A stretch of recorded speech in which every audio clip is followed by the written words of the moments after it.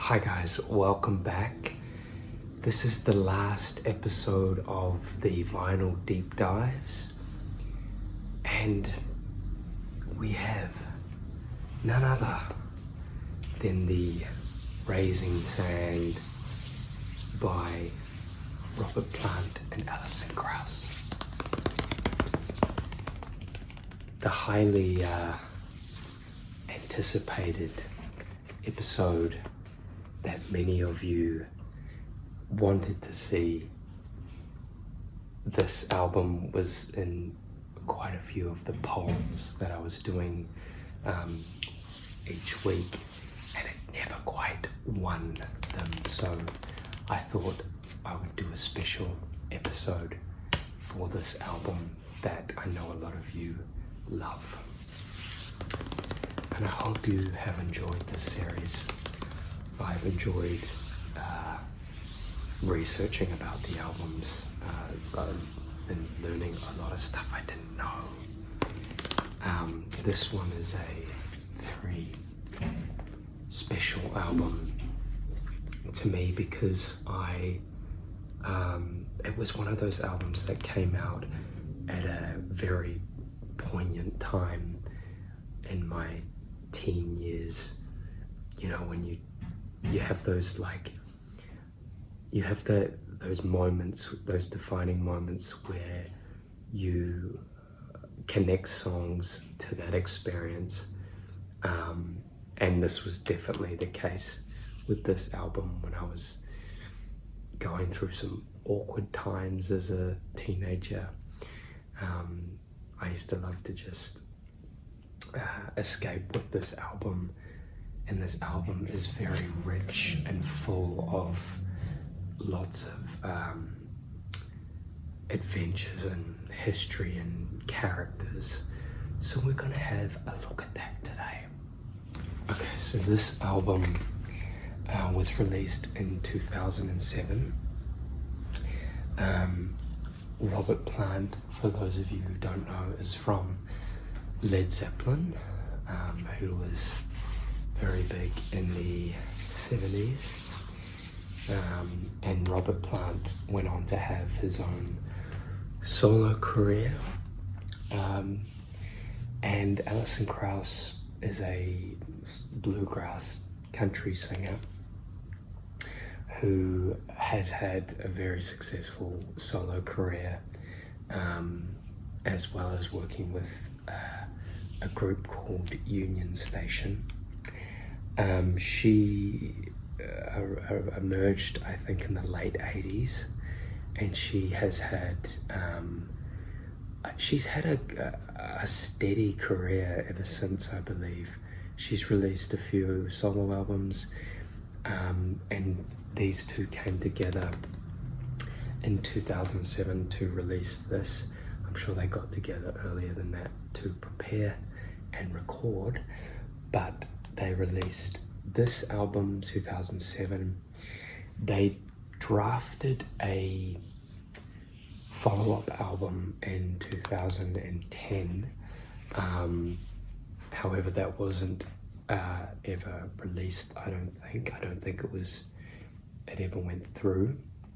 And then they most recently released an album called Raise the Roof in 2021. So let's have a look at this cover. We've got them standing on a beach. It looks like a beach. I always imagined it was a beach.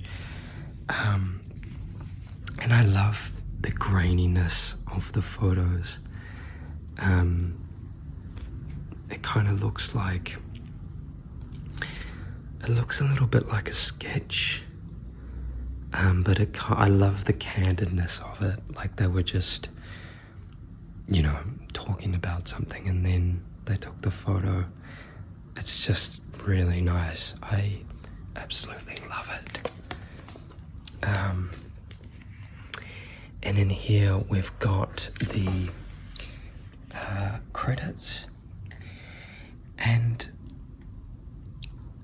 the thing I first noticed when I was looking at these credits is that it's also got the lyrics, is that these songs were written ages ago.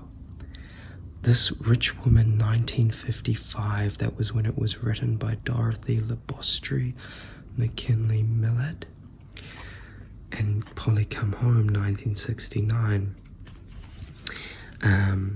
Please Read the Letter, Jimmy Page, Robert Plant. That one doesn't have a date. But it goes on. Gone, Gone, Gone, that was their first single. 1964. And then we've got Sister Rosetta Goes Before Us. That one doesn't have a date. Through the Morning, Through the Night, 1969. Stick With Me Baby, 1960. So a lot of these were written in the 60s. And I found out that they actually got these songs out of like a vault that the producer T-Bone Bennett selected for them to record. So there's T-Bone Bennett, the producer, there on the left. These are the other instrumentalists. You got Allison and Robert at the back. And I'm sure this recording process was absolutely incredible. And then this is the back.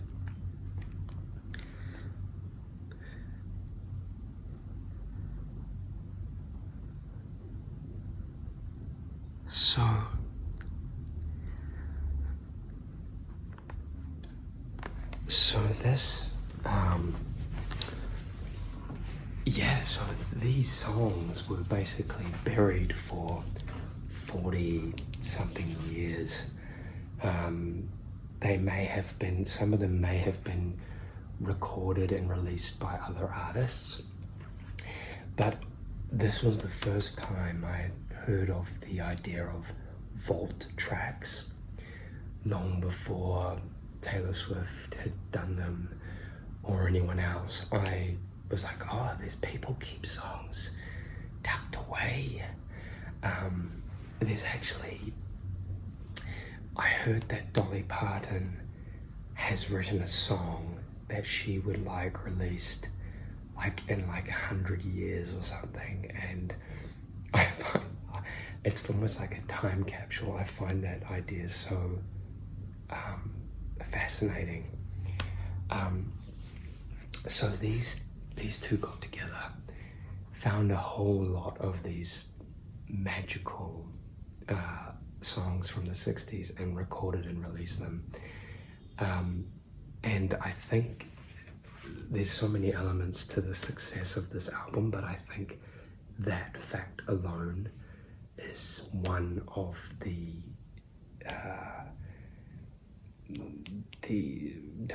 defining factors of this success. But the other part is that these two are sort of from completely different musical worlds. Led Zeppelin, obviously a rock band, and Robert Plant's vocals are very sort of, I would say, they're quite, can be quite sharp and leathery, which I love. He's also got a great tone. And then Alison Krauss's vocals are so sweet and honey-like and crystalline, and together they just blend so well. It's like the leather and lace situation. So yeah, when this album came out, I didn't know who either of them were. and it brought me into the worlds of both of their music. We'll have a look at the discs. So there's 2 discs with 4 sides.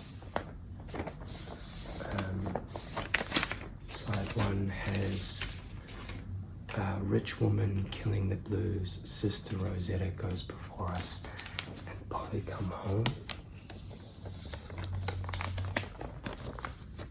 And side 2 has Gone, Gone, Gone, Through the Morning, Through the Night, Please Read the Letter.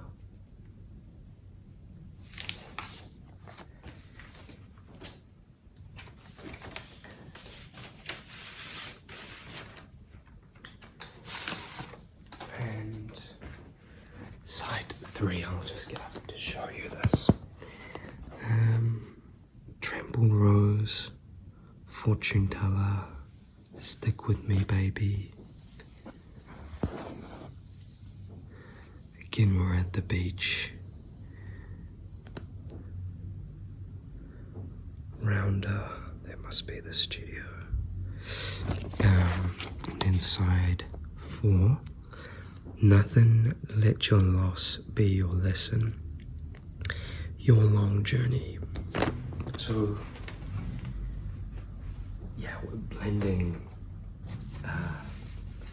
rock with country, bluegrass, so all together comes out quite rocky, folky, country. Each song has its own flavor, and they're not it's like a perfect blend. Yeah, Gone, Gone, Gone was the first single, which was like a kind of swingy, up-tempo track, which I thought was a great choice for the single. So Gone, Gone, Gone won the Best Pop Collaboration with Vocals at the Grammy Awards. And they actually won all 5 awards they were nominated. So that was at the 50th Grammy Awards, which I think was 2008. And then in 2009, they won all 5 awards they were nominated for, which was Album of the Year, Best Contemporary Folk Americana Album, Best Collaboration with Vocals for Rich Woman and Killing the Blues. Yeah, so it cleaned up on the 2009 Grammys. So yeah, it kind of had a slightly delayed appreciation a couple of years later, and it's gone on to have a long-standing appreciation. Lily Allen said that, and I quote, "Raising Sand is my album of the century."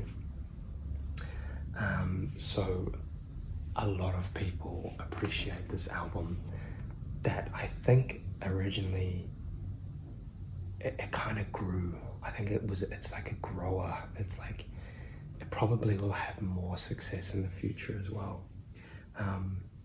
Sister Rosetta Goes Before Us. That one is such a haunting track, and I don't know, I have to have a look, but I remember hearing that it was written about someone in the jazz scene in New Orleans who haunts a place, a bar or something. I think that, oh, hang on, here we go, I found it. So I think it's referring to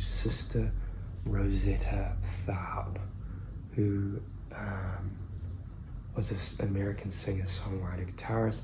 She gained popularity in the 1930s and 40s with her gospel recordings. So when you listen to the lyrics of Sister Rosetta Comes Before Us, actually let's just have a look at them. Where are they? Let's see if they're here. Yes, let's have a look because they're quite haunting. And this song is sung by Alison Krauss. Strange things are happening every day. I hear the music up above my head. Through the sight of my heart has left me again. I hear the music up above. Secrets are written in the sky. Looks like I've lost the love I've never found. Through the sound of hope has left me again. I hear music up above. Standing in my broken heart all night long. Darkness held me like a friend when love wore off. Looking for the lamb that's hidden in the cross. The finder's lost. I know I loved you too much. I'll go on alone to get through.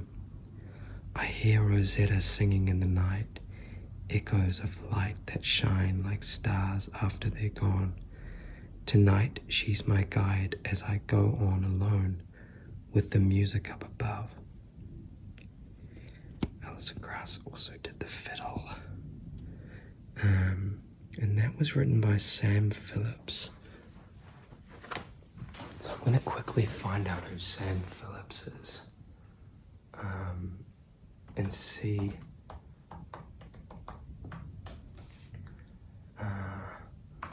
songwriter, see what he was up to.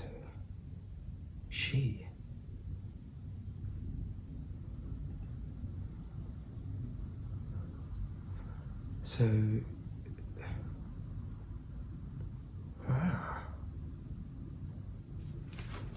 but when was this written? It doesn't say. So this must have been a more contemporary written song, because Sam Phillips was born in 1962. She's a songwriter from Glendale, California. Written a whole lot of stuff. Worked with T-Bone Burnett on quite a few things. Okay, but I'm sure she's referring to Sister Rosetta guiding her. That's just my interpretation. But either way, the song's very haunting and it kind of goes a little bit spooky, but then it goes really melancholic and dreamy. And I think it's one of my favorites. I also love Stick With Me Baby and Let Your Loss Be Your Lesson. I think that was one of my favorite songs. Me and my dad went on a trip to Nashville and we actually saw Alison Krauss and Willie Nelson in concert. So I remember driving around when we were listening to this album. And yeah, it was a very special moment. Well, that concludes this episode and this series. Thank you for watching it. For me, it's fun to do different things on this channel and explore different things that I'm interested in. And I hope you found it interesting as well. I'm probably going to do some more meditation videos. I know a few people have asked for those and I kind of miss doing those. So look out for some of those. I'll also be uploading some more music and maybe some more makeup videos in the mix too, because those are always, I know they are very much appreciated. Anyway, have a great week ahead and I will see you again. very soon.